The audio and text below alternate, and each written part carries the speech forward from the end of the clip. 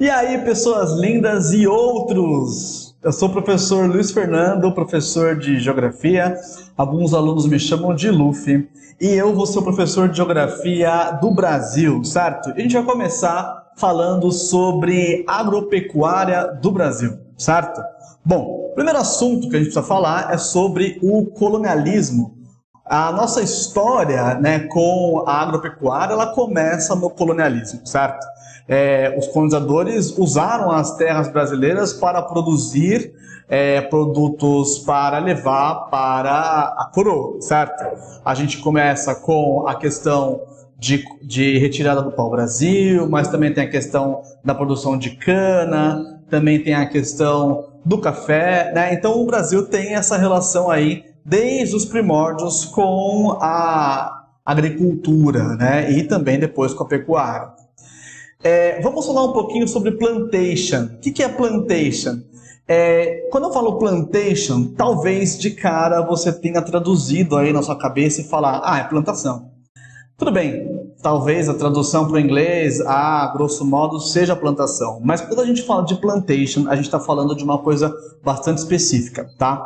A gente está falando de latifúndio, de monocultura destinado à exportação. Como assim? Olha só.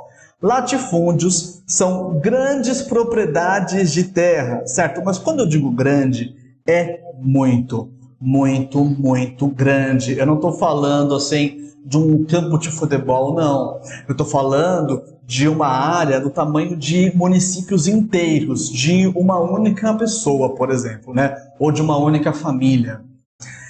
Monocultura significa que a ideia é que seja plantado a mesma coisa em todo esse latifúndio, tá? Então, se é para plantar cana, que seja só cana. Se é para plantar café, que seja só café. Enfim. E destinado à exportação. O que isso significa? Que ele é para servir o mercado internacional. Não é pensando na produção interna, no consumo interno, mas pensando na produção interna para vender para outros países. Essa é a ideia de uma plantation. E tem também a mão de obra escrava. A mão de obra escrava, então, historicamente, é quem vai estar lá nessas grandes áreas para produzir, né? Quem vai estar lá para pôr a mão na massa, implantar, colher, etc. Porém, galera, a escravidão, ela acabou, mas as plantations não. Aliás, a escravidão era para ter acabado, né? A gente sabe que ainda existe lugares no Brasil que têm condições de trabalho análogos à escravidão, tá? Mas assim, legalmente, a escravidão acabou e isso significa que a gente não tem mais a mão de obra do escravo nas plantations. Isso não significa que deixe de ser plantation, contanto que seja ainda latifúndio de monocultura destinado à exportação, isso ainda é plantation. Detalhe importante, as plantations são áreas de agricultura que elas são atualmente muito ricas de tecnologia. Já que eu não tenho mais tanta mão de obra trabalhando lá, né? A gente vai ver daqui a pouco, com a Revolução Verde, a tecnologia que foi desenvolvida, né, para o campo, a gente precisa cada vez menos de pessoas trabalhando no campo, tá? Então, ainda tem plantations, ou seja, latifúndios de monocultura destinado à exportação, porém, as plantations mais modernas, elas são totalmente tecnológicas, elas são totalmente modernizadas, tá? Bom, vamos seguir aqui. O que foi essa Revolução Verde que eu acabei de falar? Ela vai começar na década de 50, mas no Brasil é mais na década de 60, tá? Que é um conjunto de técnicas e tecnologias que servem para melhorar a produção no campo, ou seja, irrigação artificial, agrotóxico, fertilizantes, né? Tudo isso serve para melhorar a produção e usar cada vez menos mão de obra. Essa é a ideia, tá? Então, as plantations mais modernas, elas usam cada vez menos mão de obra justamente por conta da Revolução Verde, né? Essas tecnologias todas que foram desenhadas, desenvolvidas para o campo, certo? Bom, agora, com máquinas trabalhando no campo, é natural que as pessoas também que dependiam daquilo percam sua fonte de renda. E aí o que vai acontecer é um êxodo rural, certo? A galera saindo do campo e tentando a vida na cidade. E isso vai gerar algumas outras questões que vocês vão ver quando a gente falar de urbanização. Mas no momento é importante destacar que a gente vai ter uma saída muito grande de pessoas que dependiam do campo e elas vão então tentar a vida na cidade, tá? Bom, a história, né, como as nossas terras foram distribuídas, gera hoje uma desigualdade de distribuição de terras, tá? E essa desigualdade de distribuição de terras, vale a pena a gente entender um pouquinho o que seria um módulo fiscal. O módulo fiscal é o menor tamanho de terra, né, que a gente vai considerar dentro de uma cidade, tudo bem?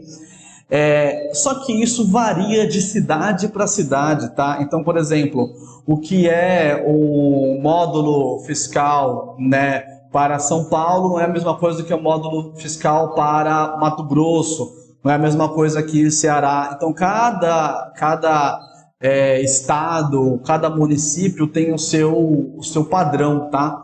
E aí, eu coloquei esse QR Code no slide para vocês apontarem o celular, ou mesmo se quiser depois dar uma olhada nesse endereço que eu coloquei embaixo, vai para o mesmo caminho, para vocês verem a tabela de o quanto que é esse módulo fiscal em cada lugar do Brasil, tá? Não precisa se atentar muito a isso, mas assim, basicamente entender que isso é pequeno, isso vai ajudar bastante. E aí, considerando isso, a gente vai pensar então em algumas categorias, que é minifúndio, pequena propriedade, média propriedade e grande propriedade, tudo bem? Então, o que é um minifúndio? É um imóvel rural com área inferior a um módulo fiscal, ou seja, né, é um tamanho de terra que é menor do que um módulo fiscal, tudo bem? Qual é o tamanho do módulo fiscal? Aí, se vocês quiserem saber especificamente o tamanho, olha nesse endereço que eu coloquei aí. Mas, de novo, não precisa atentar a isso, só entender que é uma propriedade bem pequena, tá? Pequena propriedade, então seria um imóvel aí com área entre 1 a 4 módulos fiscais, já é um pouquinho maior, tá? Uma média propriedade são imóveis rurais aí de uma área de 4 a 15 módulos fiscais e grande propriedade, imóvel rural de área superior a 15 módulos fiscais, tudo bem? Então, entendendo isso, né, a gente vai falar um pouco dessa má distribuição, tudo bem?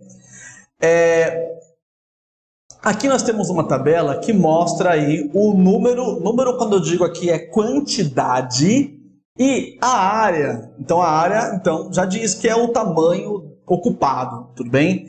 Eu quero que vocês se atentem a alguns detalhes. Olha só, o minifúndio, olha a quantidade de minifúndios que tinha em 2003. Aí nós temos 2.736.052, certo? E em 2010, 3 milhões e tralalá, certo? E a área ocupada, atualmente, no dado mais atual, né, 46 milhões de hectares, certo? Então, tipo, bastante, né? Agora, dá uma olhada aqui, ó. Grande propriedade, olha a quantidade, é muito menor. Então, se eu tenho aqui, vamos pegar só 2010, se eu tenho aqui 3 milhões de minifúndios, né, de pessoas com minifúndios, né, eu tenho aqui 130 mil grandes propriedades, 130 mil latifúndios. É um número muito menor em quantidade. Agora, olha a área ocupada. Olha a área ocupada, ser humaninho. Olha só. A área ocupada desses 130 mil aqui é 318 milhões de hectares. Certo? E se eu juntar todos os pequenininhos, que em quantidade é muito mais, se eu juntar todo mundo, a área ocupada é de 46 milhões, ou seja, é muito menor. certo? Ou seja, esses 3 milhões de minifúndios juntos são menores do que os 130 mil as 130 mil grandes propriedades. Então, percebe essa desigualdade? Deu para perceber essa desigualdade? Eu vou até testar aqui a minha cena 2. Deu para perceber essa desigualdade? Vou voltar para a cena 1 que eu estou um pouco inseguro ainda nesse programa, tá? Bom, aí, mas tem mais um detalhe. Nessas grandes propriedades, eu tenho uma área enorme de terra improdutiva.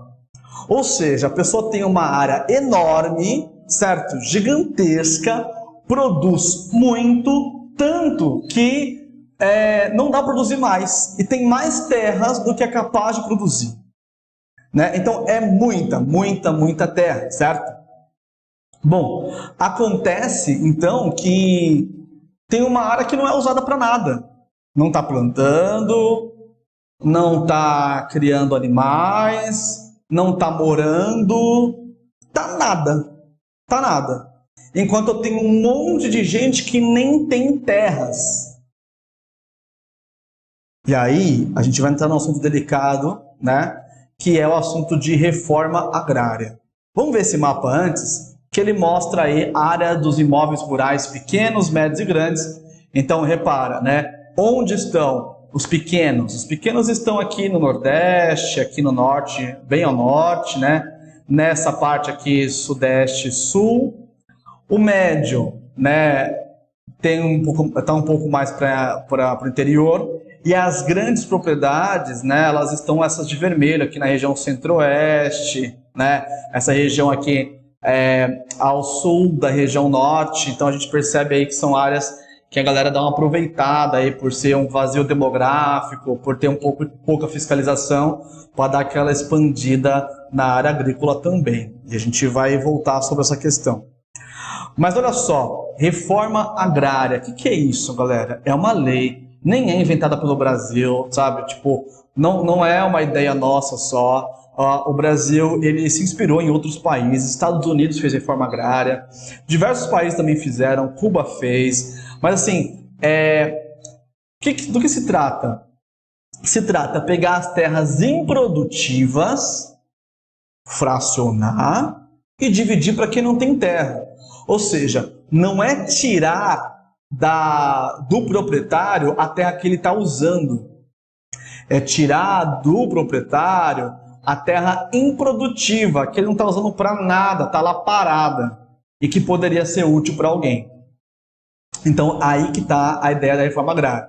Pegar essas terras improdutivas, dividir e entregar para as pessoas que não têm, certo? Bom, isso está na nossa Constituição brasileira e é lei, certo? Então, depois de um tempo que a terra está improdutiva, teoricamente o governo poderia, né, pegar um pedaço dessa terra improdutiva e fracionar e dividir. Isso gera muita polêmica, isso gera muita tensão. E como às vezes o governo ele é muito lento para resolver isso, né? Ele é muito moroso para resolver isso, as pessoas elas não têm fome daqui 5 anos. As pessoas não estão desesperadas para produzir daqui 5 anos. As pessoas precisam produzir agora. As pessoas estão com fome agora, né? E aí, existe a lei que o governo está lento para resolver. Eu estou vendo uma terra improdutiva e eu estou com fome, quer saber? Eu vou ocupar. E aí começa a ter vários conflitos, porque as pessoas ocupam porque elas entendem que é um direito, muitas vezes. O proprietário não se alegra com isso e muitas vezes trata essa situação de maneira extremamente violenta, porque aquela terra é dele, legalmente, realmente é dele, certo? Mas fica aquela coisa que se o governo fosse mais rápido, certamente aquela terra seria distribuída, mas não é, aí fica aquela tensão e gera muitos conflitos, tá? Porque os proprietários não querem entregar a terra e as pessoas que estão desesperadas de fome, querem produzir, querem ocupar aquela terra. E aí gera esses conflitos. Aqui eu coloquei um pequeno resumo, né? Uma reforma agrária é uma reorganização das terras no campo. Acontece quando grandes porções de terra até então concentradas na mão de um ou de poucos proprietários, são divididas em pequenas porções e distribuídas a outros donos, até então impossibilitados de acesso à terra. Galera, achei uma matéria super legal sobre isso, tá no Politize. Também coloquei um QR Code para vocês aí, para que vocês possam se aprofundar nesse assunto também, é um assunto importante de dar uma lida, tá? Não precisa ser agora, tá? Faz isso quando possível, mas dá uma lida, ok? Bom, e aí, como eu disse, isso vai gerar alguns conflitos, né? Então, no próprio material de vocês, eu tirei esse trecho que diz assim, ó, durante a década de 80, período em que ocorreu a redemocratização do país, os movimentos sociais no campo ganharam força, com destaque ao MST, esse aí, acho que todo mundo já ouviu falar, que é o movimento dos sem terra, que lutam por uma reforma agrária efetiva e abrangente, levando em consideração a realidade da população camponesa. Além dos camponeses, cabe ressaltar os desafios enfrentados pela população indígena. Também tem esse detalhe, né? Por vezes assentada em áreas correspondentes às novas fronteiras agrícolas, quilombolas e às populações ribeirinhas. Em todos esses casos, é notável uma legislação que não atende plenamente, o que faz com que esses povos acabem inúmeras vezes sucumbindo aos interesses da agropecuária comercial. Então, as pessoas precisam de terra, a área está diminuindo, a galera está desmatando, né? Vamos pensar uma população indígena que vive em situação tribal, e aí é um detalhe importante, tá? Não é porque é índio que tem que morar no meio do mato, né? Sei lá, com poucas roupas ou sem nenhuma roupa. Indígena é etnia, tudo bem? Então, assim, não sejamos preconceituosos ao ver o indígena trabalhando com você numa empresa, estudando com você numa universidade, usando roupas, entre aspas, normais, vou colocar entre aspas porque o normal é muito relativo. Ele é índio, tá bom? Não vamos diminuir a etnia, diminuir a história daquela pessoa, né? Só porque ela não está naquele contexto tribal. A gente não é esse tipo de pessoa, né? Combinado? Então, vamos pensar. Mas assim, pensando no índio, que depende daquela situação mais tribal, a área de caça, de pesca, não é só a área ocupada por eles. Para que o ecossistema funcione, eles sempre tenham peixe, sempre tenham o que caçar, sempre tenham o que coletar. Eles precisam de uma área muito maior do que a área que eles ocupam, né? Para funcionar todo o ecossistema. Então, assim, quanto mais desmata, menos tem peixe, menos tem animais para caçar, menos tem frutos para coletar. E aí a pessoa está desesperada, ela começa a se entregar ao sistema, vende as terras, faz negócio, enfim. Então, a forma, né, que tem expandido a questão de agropecuária, ela é muito complicada e está deixando uma situação muito delicada a situação do índio, do quilombola, enfim. Além daqueles que não têm terras também e que precisam de área para plantar de maneira mais sustentável e não grandes produções latifundiárias para exportação, tá? Bom, galera, agora é com você, certo? Agora vocês pegaram os exercícios, tá bom, que tá no material e fazer bonitinho, certinho. Tenta fazer aí com carinho, são exercícios que destacam coisas importantes. E até o nosso próximo vídeo, tá bom? Até mais, tchau, tchau.